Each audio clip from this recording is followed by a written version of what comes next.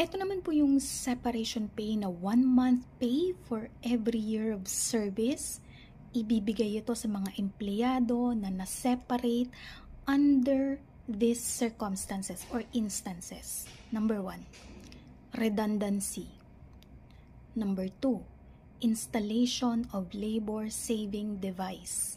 Number 3, sa mga security guard po, kapag wala na kayong service assignment by reason of age. Okay, kung hindi na kayo nabigyan ng security agency, ng deployment or assignment dahil sa inyong edad, magkakaroon na kayo ng separation pay na 1 month pay for every year of service.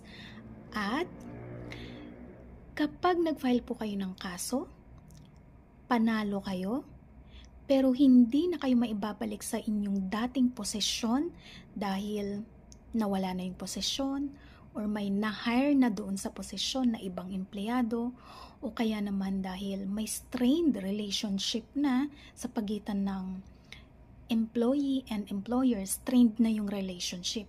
Okay? Ang ibibigay na po sa inyo ay separation pay na 1 month pay for every year of service.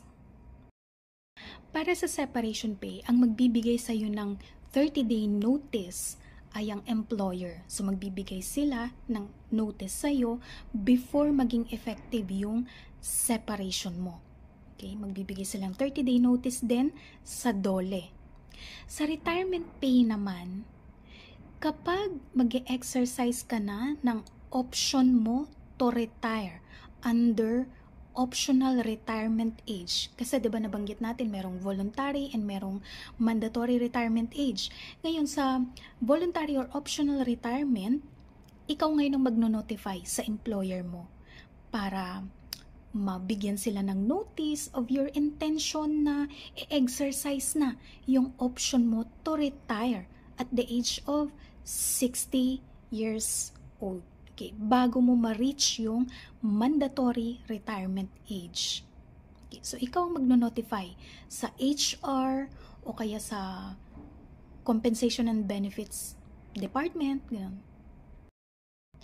At tandaan po ninyo, hindi po ninyo kailangang mag-submit ng resignation letter sa pagkuha o pag-claim ng retirement pay. Magiging iba na po kasi yung epekto nun kapag nag-submit kayo ng resignation letter.